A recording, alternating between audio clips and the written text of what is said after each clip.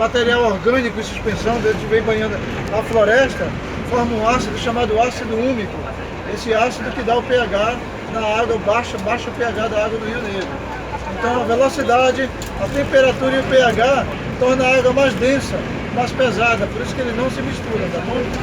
Eles correm lado a lado, só se misturar, por um raio de 8 quilômetros. 8 quilômetros sem se misturar. Lá para baixo, eles formam um único rio, que é o Amazonas. Aí a coloração fica barrenta daquela lá, vai até Belém do Pará, e a saída de Macapá, que é assim a saída para o Atlântico, através do canal de Macapá, lá onde forma a Pororoca. Aqui é Encontro das Águas, lá em Macapá e no Maranhão, uma parte dele também, a Pororoca, tá bom? Por gentileza, amigo, a tonalidade aqui já é uma tonalidade mais barrenta. Nós estávamos no negro, que a tonalidade é mais escura. Né? Esse aqui não é mais o negro. Esse aqui, barrento, já é o Solimões. Solimões, vem lá do Peru, se encontra aqui. Esse Solimões, ele vem lá do Peru, a direita já é outro rio, o Solimões, e a esquerda é o Rio Negro. Então estamos no meio dos dois rios aqui. Desse lado um rio, do outro lado outro. Peru, hein? O Solimões vem do Peru, nasce nos Andes, na Cordilheira dos Andes, né? E o negro vem da Colômbia, tá? Colômbia. O negro vem da Colômbia, então a nascente dos dois é fora do Brasil. É fora do Brasil, na Amazônia colombiana e Amazônia peruana. Porque não é estado do Amazonas, mas é a Amazônia. Amazônia, né? correto. Essa é a questão, das três fronteiras, Colômbia, Peru e Venezuela. Aqui nós já estamos no Solimões. No Solimões, aqui estamos navegando agora no Solimões, o rio que vem lá dos Andes do Peru. Ele é um rio de coloração barrenta, porque vem dos Andes, vem de área de pedras, vem área de barranco, né? Já o negro, ele vem totalmente de área de floresta. Tá bom. O negro está agora, eles estão lado a lado, ladeados. O negro está desse lado ou do outro? O negro está à esquerda e o Solimões está à direita. Correto. Lá está a divisa lá, ó. Essa divisa aqui já dá para ver bem aqui, ó. A divisa. Isso. É como se fosse o rio Tapajós e o Amazonas. Exatamente, lá aqui é outro encontro lá em Santarém, né? Santarém. Ó, lá para frente vocês vão ver ali à esquerda, ó, onde os barquinhos estão, dá para ver bem a diferença aqui, ó. Bom? E a profundidade aqui nessa área aqui é em média 60 metros. Tá? 60 metros, com correnteza? Por isso que ninguém toma banho, aqui é a correnteza do Rio Solimões. Ela corre bem forte, né? This is the mission of the water. Here we are in the Solimões River, that's come from Peru. That one is the Black River, or Rio Negro, come from Colombia. And then they meet in here and come in Amazon River. From here, okay? From here to the ocean, to 1,700 kilometers away, to the Pará State, to the south of the Amazon. Right? And here they are 60 meters deep. They never mix because different. First, the temperature, the Solimões River, they have temperature between 20 and 22 degrees. And the Black River has temperature around 28 degrees. That's more cooler. Also different velocity. This one, the Black River, has speed 3 4 km per hour. Go. And that one is 7 km per hour. Temperature, speed, and also pH. The pH is very different. Aí, também aqui, The pH can be met. Vem a divisa, ó. Os Solimões é neutro, certo? Deixa a boca. Campeão.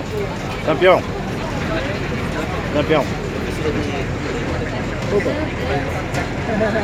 Tudo bem, não problema não. Muito bom, parabéns. Congratulations. Por gentileza.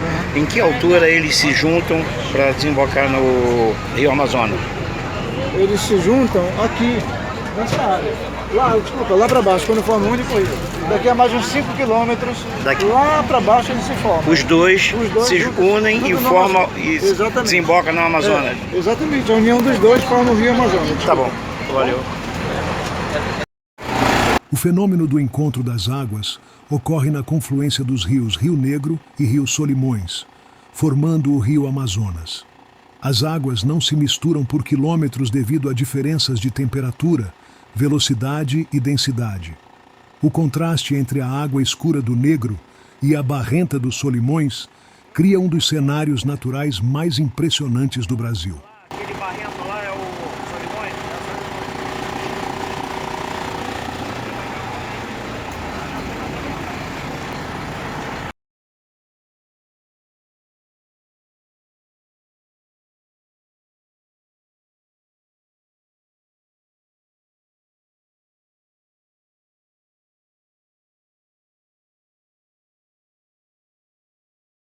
O rio Amazonas não nasce no Brasil, mas sim na Cordilheira dos Andes, no Peru, sendo frequentemente associado ao rio Apurímac como uma de suas nascentes mais distantes. A partir daí, ele percorre milhares de quilômetros, atravessando regiões montanhosas e de planície, recebendo águas de inúmeros afluentes. Ainda no Peru, passa a ser chamado de Rio Ucayali e depois Rio Maranhão, cuja confluência marca oficialmente o início do Amazonas.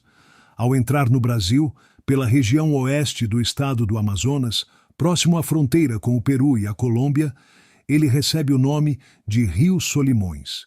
Nesse trecho, o rio já apresenta enorme volume de água, sendo fundamental para o transporte, a biodiversidade e a vida das populações ribeirinhas. Mais adiante, nas proximidades de Manaus, ocorre o famoso encontro com o Rio Negro, formando definitivamente o que passa a ser chamado de Amazonas.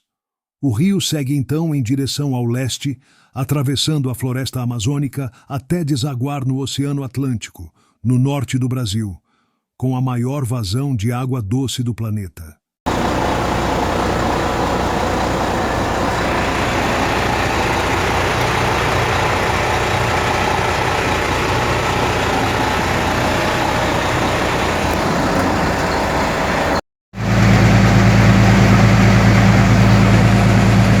Ele é considerado o rio com a maior vazão de água doce do planeta, despejando cerca de 20% de toda a água doce que chega aos oceanos.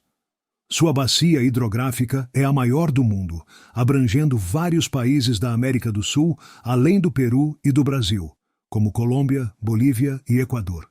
Outro ponto marcante é sua biodiversidade. O rio abriga milhares de espécies de peixes, como o pirarucu, além de animais emblemáticos como o boto cor-de-rosa e o peixe-boi amazônico. Durante o período de cheias, suas águas inundam grandes áreas da floresta, formando as chamadas várzeas, fundamentais para o equilíbrio ecológico da região. Além disso, o Amazonas tem enorme importância histórica e econômica, servindo como principal via de transporte natural para populações ribeirinhas e cidades como Manaus e Belém.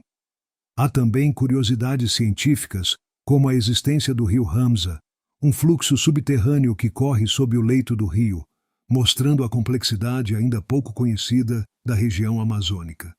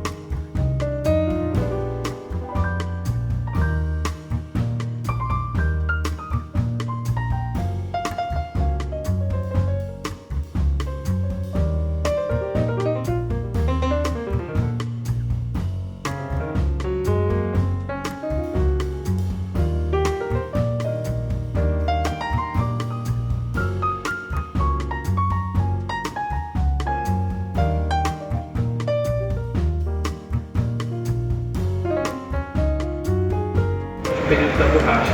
No século XIX, você não pode beber mais água assim, tá bom? É tudo bem. Aí você guarda, atentamente, dizia, guarda essa garrafa. Só para não correr risco de cair. Eu me perdi. Da borracha. Então, crânio de cachorro.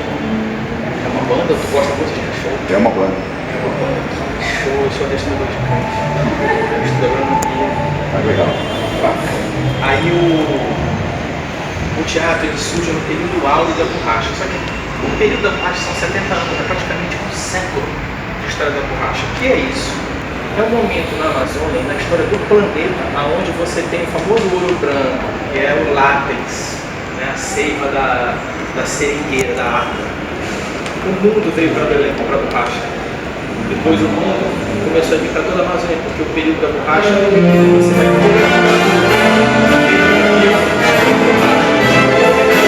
de Belém até a Bolívia. Invadiram a Bolívia, mataram os bolivianos, o norte da Bolívia virou o estado do Acre. Na aula de história, são só informações do período da borracha. Ele em Belém começou depois começou em Manaus, mas ele foi se espalhando por toda a Amazônia. Tudo bem? Gente, o que vocês viram lá dentro? Vocês querem fazer alguma pergunta? Curiosidade? Tá, tudo bem. Vocês acabaram de ver o ensaio da Amazônia Jazz Band. Ela não é uma banda do teatro, ela é uma banda de jazz de Belém. O maestro é o maestro Nelson, não lembro o nome dele agora. Ele é brasileiro, ele é de Belém, eu acho, e morava em Nova York há muito tempo. Ele era regente lá em Nova York, aí ele veio pra cá, não sei se esse projeto, eu não sei direito toda a história da Amazônia Jazz Band, porque ela não é do teatro, mas ela ensaia aqui no teatro e ensaia em outro teatro de Belém também. Você está uma vez por mês aqui no teatro. Se não me engano é amanhã, né? Eu acho que é amanhã. Espetáculo, eu não sei todos esses, tá? Eu não sei o que vai ter amanhã, o que vai ter hoje à noite, por exemplo. Mas já viram lá na bilheteria como está cheio de... Mais algum? Não? Tudo bem? Vamos para outra parte, não outra parte do teatro, outra parte do meu diálogo. Quem fez o projeto do prédio foi um pernambucano. Tem alguém de Pernambuco aqui? Sério? Não? Não, tem ninguém de Pernambuco? Tem gente do Nordeste? De onde? Sergipe, Bahia? Ceará. Bahia vem sempre muito. Sergipe é muito raro. O Ceará, o pessoal do Ceará é tudo rico, ele vem toda semana aqui. Vieram de carro ou vieram de avião? De avião? 2 horas? A gente veio de São Paulo, bora lá. Estou dizendo? Para passear, vamos para São Paulo. Estou brincando. Então, o engenheiro e arquiteto pernambucano José Tiburcio fez o projeto do prédio. Ele entregou o projeto para o Departamento de Engenharia do Estado do Pará. Para ele fazer esse projeto, ele teve que morar um tempo na Europa, na Rússia, porque a arquitetura daquele momento vivia um período eclético. E aí ele usou aqui dentro dois estilos, o clássico e o barroco. A animação da Belle Époque, nessa época, a Belle Époque dela ela vai de 1870 até 1912, na cidade.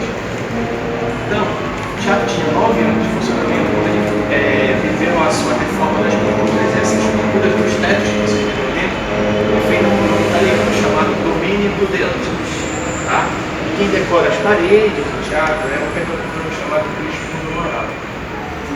Esse cara italiano é mesmo lá da... Vou completar a frase dela, mesmo lá da Cidade Velha, onde tem a igreja da Sé. Vocês já foram à igreja da Sé também? Você foi? Viu como era bonita, né? O Domingos, eu não sei quanto tempo ele pinta a igreja. Aqui no teatro ele leva 3 anos fazendo essas técnicas. Ou seja, o teatro parou a reforma das pinturas em 1887 até o ano da República. Mais algum? Não? Podemos comentar? Essa arquitetura para aqui é muito semelhante, não sei, pelo menos fora do teatro de Manaus. Tem alguma. Olha, não tem. O que acontece é o seguinte: o período arquitetônico na história da humanidade, você está construindo aquilo naquele modelo, vamos usar assim. Tá? Por exemplo, tem um arquiteto brasileiro que agora mora em São Paulo, que faleceu. Ele é o pai do concretismo brasileiro. Sabe, a Universidade de São Paulo, não sei qual, arquitetura de concreto, cru, essa coisa toda. Então, isso é um período. Me parece, por exemplo, o período do Niemeyer, no momento dos anos 50, 60, 70 do concretismo. Esse período aqui é o período do ecletismo. Aí então você vai ver prédios, Belém, Manaus, ou outro lugar que tem eclético, você vai ver, nossa, são parecidos. Porque é um período que, é um momento da arquitetura que você está vivendo aquele estilo. Mais algum?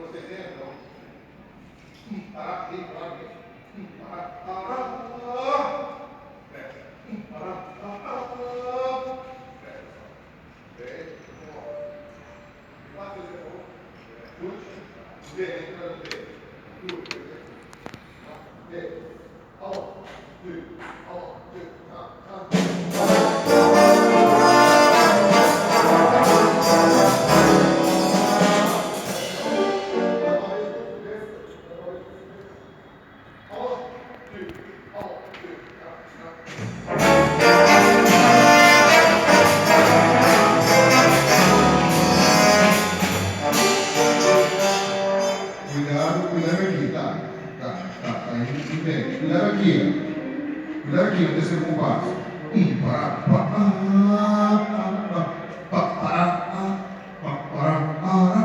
Cuidado com essa nossa aí. Cuidado feio. Da cá. Da cá.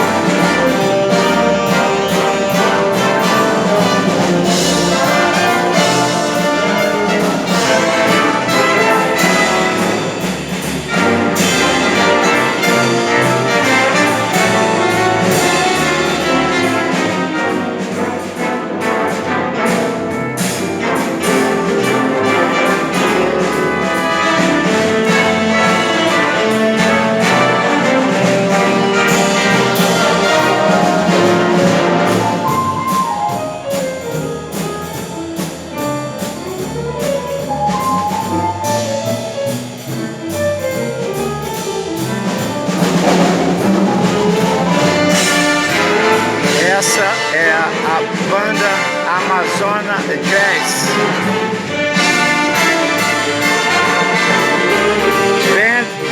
Band Amazona Jazz.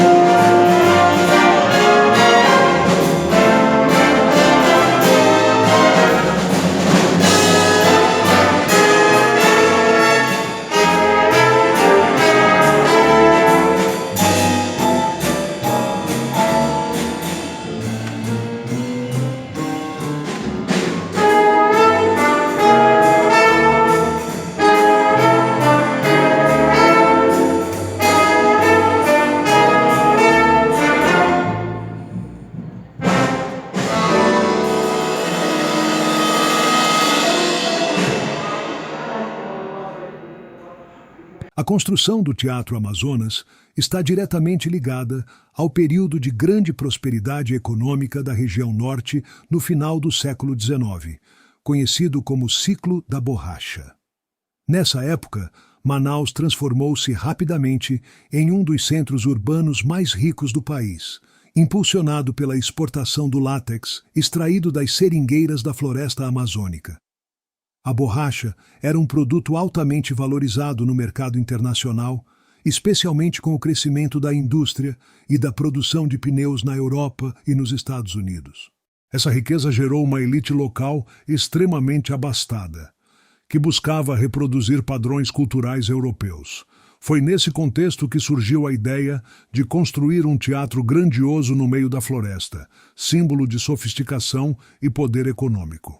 Inaugurado em 1896, o Teatro Amazonas foi erguido com materiais importados de diversos países, como mármore italiano, ferro inglês e lustres franceses, refletindo o luxo da época.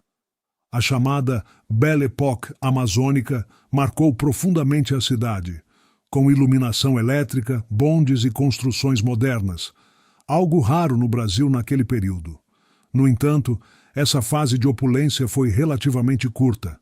Com a concorrência da borracha produzida no Sudeste Asiático, especialmente na Malásia, a economia da região entrou em declínio no início do século XX, deixando como legado monumentos como o Teatro Amazonas, que até hoje simboliza esse momento único de riqueza e transformação cultural na Amazônia.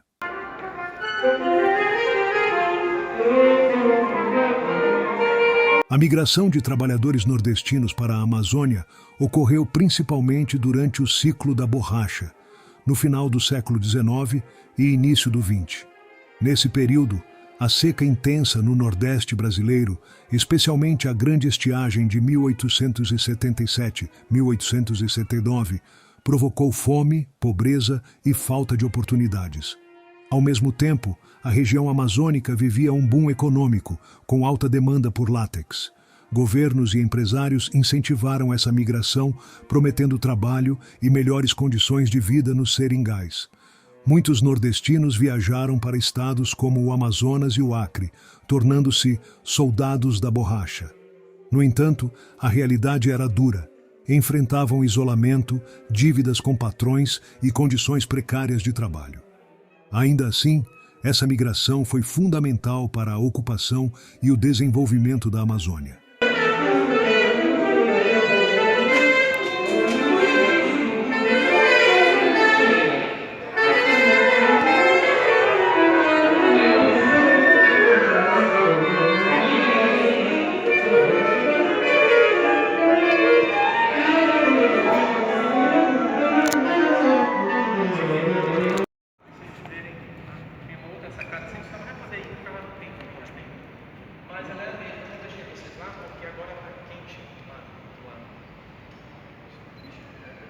Fica melhor do outro lado, né? Só da tarde que o sol vai bater.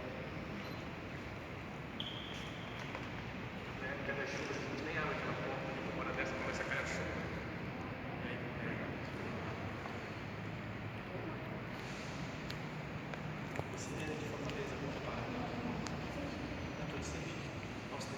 delícia, incrível de ser rico, imagina. Não é, tem uns lugares do Nordeste, né, que são mais bonitos do que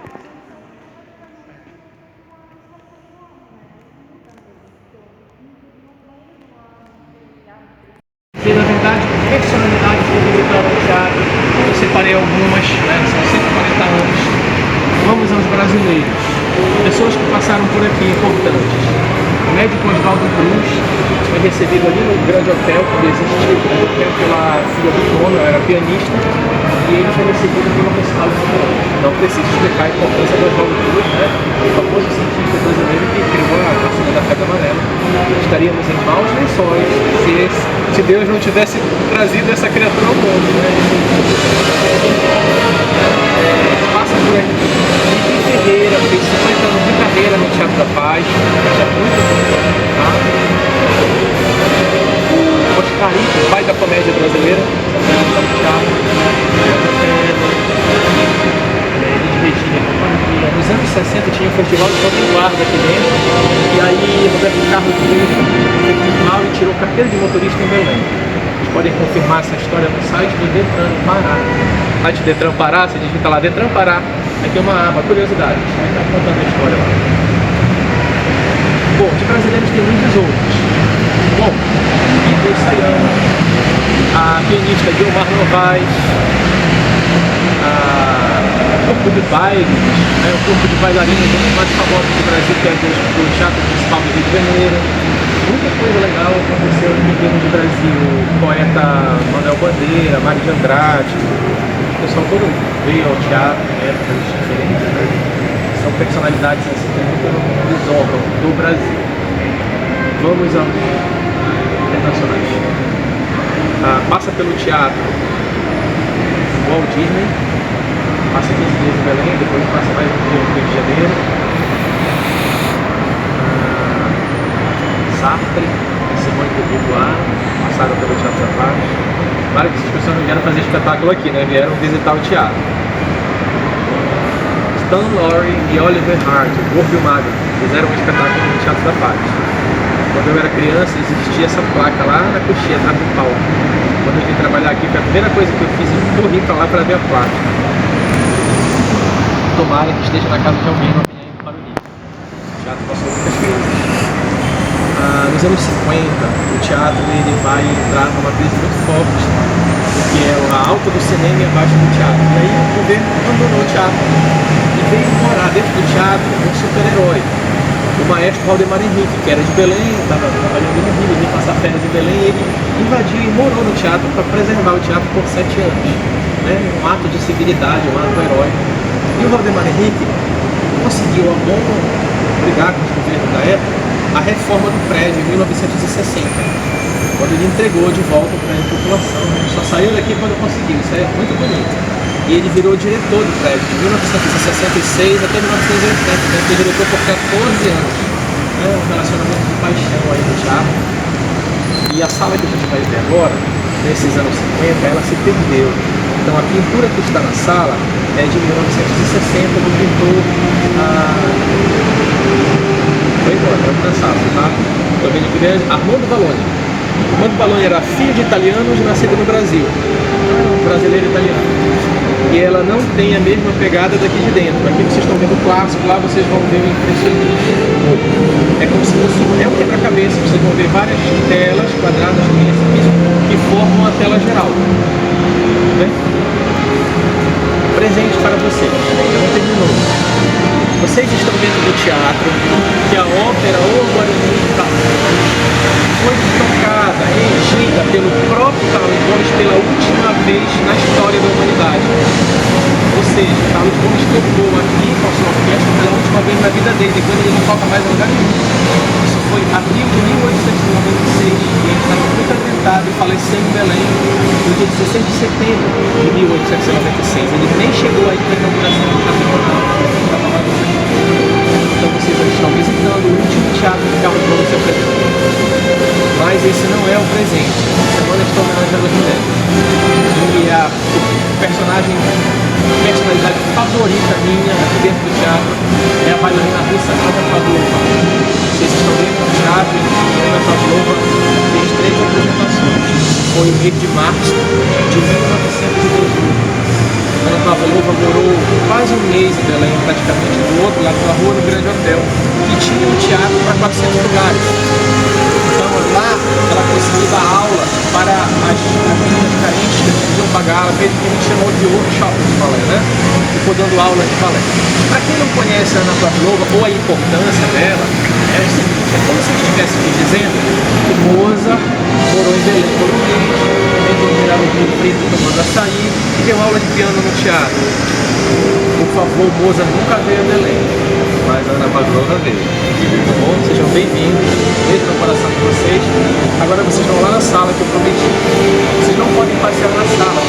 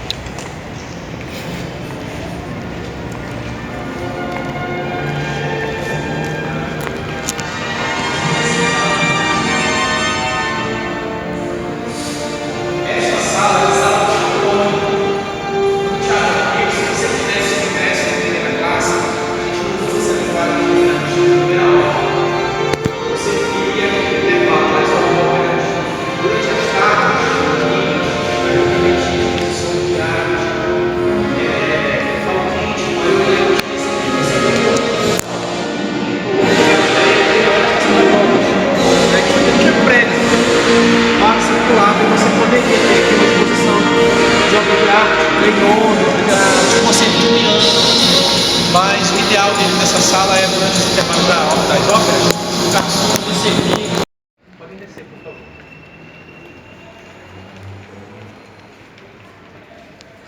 Esse piso veio da França? Não. Não. As pedrarias dele são todas portuguesas. portuguesas. É. Ah, sim. O lustre? Esse lustre é francês. Francês. Valeu. Obrigado, amigo. Nada, querido. Tenha um bom dia. Obrigado.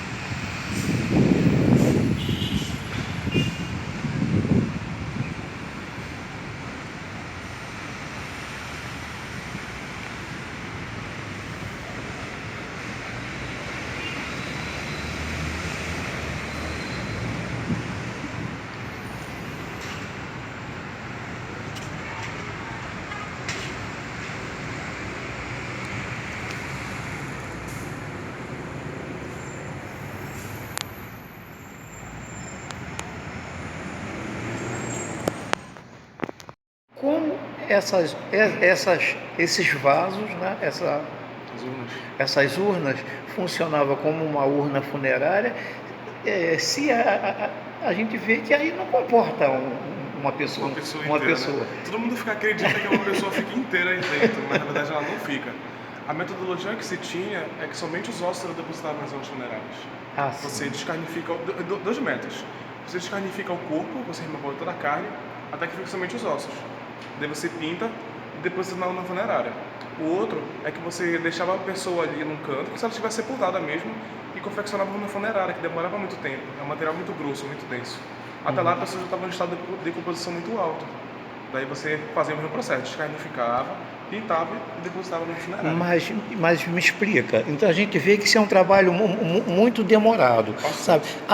Todos tinham acesso a esse tipo ou não? Ou só pessoas importantes do grupo. Sim, só a elite. Só a elite do grupo. Bom. Tanto é que essas que possuem forma de rostos, representações humanas, ficavam as mulheres. As que não possuem nenhum tipo de detalhe são os homens. As menores são as crianças. Tá bom. Os meninos quanto as meninas. E junto com esses restos mortais dessa pessoa importante, se colocava também, como era feito no Egito, era comum se colocar também utensílios, sabe? Objetos pessoais da pessoa. Normalmente era algum tipo de adorno pessoal, uma pulseira, uma gargantilha, algumas coisas pessoais mesmo eram depositadas. Elas eram tampadas e enterradas sobre o chão.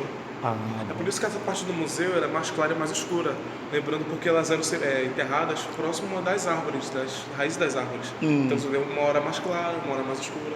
Tá, e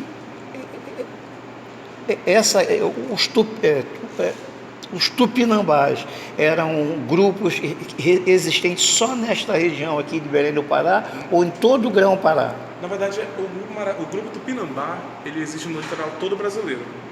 Todo o litoral brasileiro foi grupo moradia Tupinambá. Que era essa área litorânea, aqui no Pará não foi diferente também. Essa área que tu vais ter de Estação das Docas, Ver o Peso, Forte, até onde mais ou menos a Mangá das Garças, todas moradias Tupinambás. Tá, e naquela região ali do Santarém, aquela região lá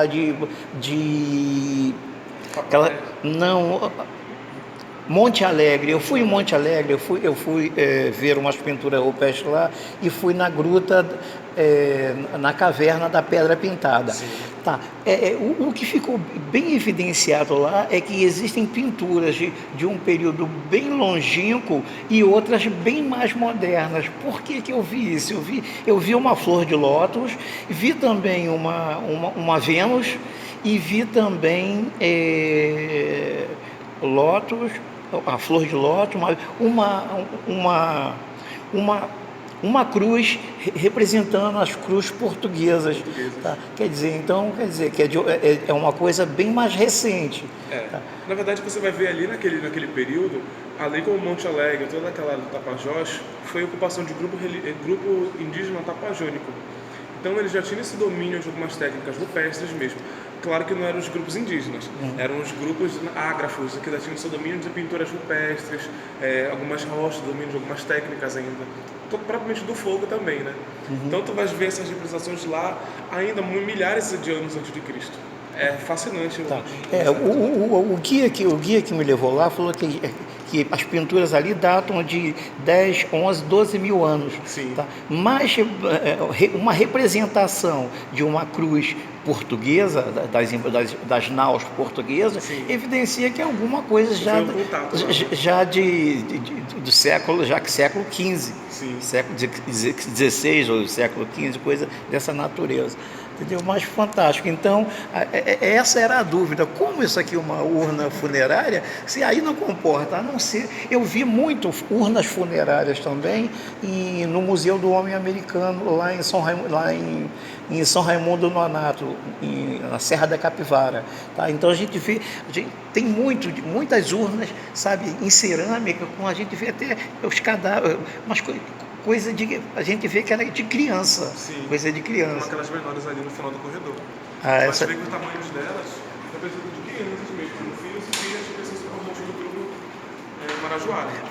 Essas menores era destinada a crianças. Filhos e filhas. Filhos e filhas, mas de pessoas importantes. Importantes do grupo. Até porque tem uma datação exata do grupo marajoara, ela data do século V até o século XVI. a existência deles. Houveram inúmeros ciclos na região marajoara. Até que por isso que os marajoaras não tiveram contato com os portugueses. Eles foram expulsos daquela área, onde atualmente é a Ilha do Marajó, pelo grupo Aruan. Grupo? Aruan. Aruan. É outro grupo indígena. Olha, escuta, você é arqueólogo? Da área de história também. Você é de história? Bom. Estou aprendendo, teu professor está aprendendo. Escuta uma coisa, o que acontece? Havia muito disso, de um grupo estabelecido em uma determinada região sofrer invasões, sabe, e aquela cultura se perder ou ser absorvida pela outra. Havia muito disso. É um traço muito importante quando se fala de contato, né, entre culturas. Você vai ver que pelo menos os grupos indígenas na Amazônia, como o Brasil inteiro, eles eram totalmente nômades. Ora eles estavam aqui, ora eles estavam lá, mas os grupos tupinambás, eles tinham somente o hábito da alimentação e uma vez eles saíam para outro lugar e ficavam nessa transição. Um dia eles se alimentavam aqui, no outro dia eles se alimentavam em outro lugar e tinha essa transição. Porém a moradia tupinambá principal se localizava aqui onde é essa praça, aqui na frente da gente. Onde é essa praça? Essa praça. Como as imagens mostram ali no cantinho, você pode ver que as imagens de moradias tupinambás possuem formatos circulares, como todas elas podem mostrar. Tá bom. Agora, o que me intriga, eu já li a respeito, o consumo de carne humana não era necessário, não tinha nada a ver com o se alimentar, e sim a submissão de um... Você vai ver que na antropofagia, por exemplo, os tapajônicos comiam das cinzas na antropofagia. Aqui a imagem mostra que aquele corpo é desmembrado e a queima daquela carne de você nutrir. Não é uma questão que eles almoçavam todo dia uma pessoa, era um ritual esporádico. Portugueses e indígenas foram para os rituais. Tá, eu já li alguma coisa a respeito que era muito comum assim, poxa, quando um grupo subjugava outro, sabe, era para o consumo da carne daquele outro era para absorver, sabe, virtudes, todas as listas que a pessoa possuía, então era aí essa a necessidade, né? Era esse o interesse. Eles acreditavam também que você comendo das pernas, você teria velocidade, cérebro, inteligência, agilidade, fertilidade, é assim que eles acreditavam. Agora, eu estive em Nápoles. Fui lá em Pompeia, acabei não indo no Museu de Nápoles, onde os romanos, pelo menos naquela região, eles tinham muito uma coisa com o falo, quer dizer, há muitas representações do falo, entendeu? E não ocorre, a gente não vê, pelo menos nas representações aqui do nosso continente, esse tipo de representação que representa a fertilidade, né? E nenhum grupo expressa essa... É verdade. Na verdade, você vai ter representações de falos mesmo na Grécia Antiga, no Egito Antigo, por volta de 4.000 a.C. Nós tínhamos representações bem arcaicas mesmo, de homens e mulheres numa relação sexual, dos homens em relação sexual, naquelas posições. Já tinha isso, mas isso aí ficou meio que uma brecha na história durante muito tempo, que você vai ver com o tempo a mistura, né, entre religião e sexo como uma coisa assim que se deve se limitar somente ao privado. Você não vai ver essa coisa mais explícita. Agora,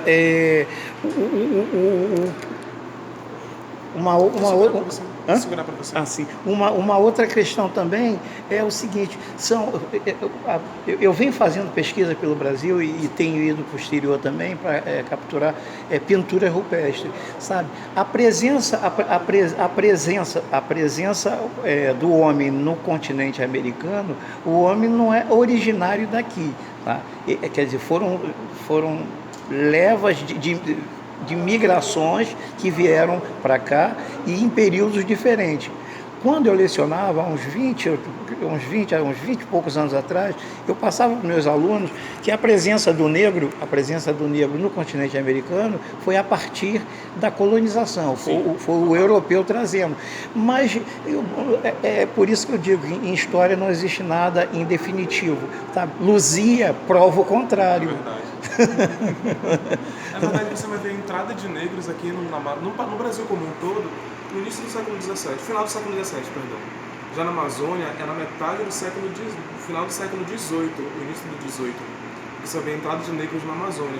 Porque você vai ver a mentalidade do indígena, o indígena produzia para aquele dia, nós vamos fazer aquela refeição para agora. Já o português queria aquela produção em larga escala, para exportar, para ter tudo aquilo. O indígena não tinha essa aptidão, esse método do trabalho. Você vai ver também que eles colocavam para a produção do açúcar, colocava os homens para fazer a produção. Ou seja, quem tinha esse trabalho manual de força eram as mulheres. Foi por isso que não houve essa adaptação dos indígenas para a escravidão. Por isso vão colocar eles para fazer catequização, os aldeamentos religiosos e tudo mais. Agora, então, sabe, nessa minha busca por pintura rupestre, sabe, e pesquisas, o que eu venho buscando? Que tipos, que levas de migrações que chegaram aqui? Quer dizer, a gente, Luzia prova que negros chegaram até aqui. E não tem nada a ver com o período antes da Pangeia, não, e antes da Pangeia, né, que estava tudo, estava todo desconectado. Tá? Agora, outros vieram grupos também através do Estreito de Bering. Então, quer dizer, então deve ter vindo grupos pelo Estreito de Bering, asiáticos, deve ter vindo pessoas vindo da Austrália, que tem aquelas características mais que se assemelham ao negro. Sim. E outros grupos devem ter vindo. Né? Então, todos esses grupos chegando aqui, em que comunidades indígenas, sabe, eles vão originar? Porque o anterior aos nossos indígenas, muito antes dele, tivemos essas correntes migratórias, né? Que veio de várias partes do globo. Né? Hoje em dia a gente vê a imigração como um problema, né? Mas antigamente era uma coisa muito natural que ocorria. Né? Poxa, valeu. A migração dos islãs mesmo.